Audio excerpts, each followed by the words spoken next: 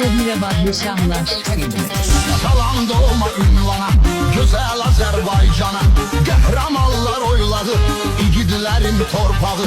Yurdumdur əziz mənə, yazdım rəvayət yenə. Ağstafaya salamlar, onunla mənim aram var. Sözüm var bir yoldaşa, Vəkilovanar qardaşa.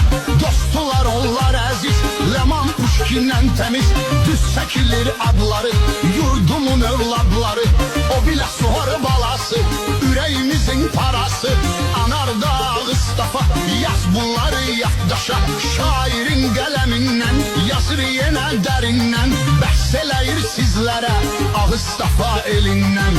38 kəndi var, hər biri bir xəzinə. Yanar su bulağından, akar sular sərindən. Xatirə tək yazıldı bu rəvayət sizlərə. Ərməğandır bu sözlər, sadiq olan qəlblərə.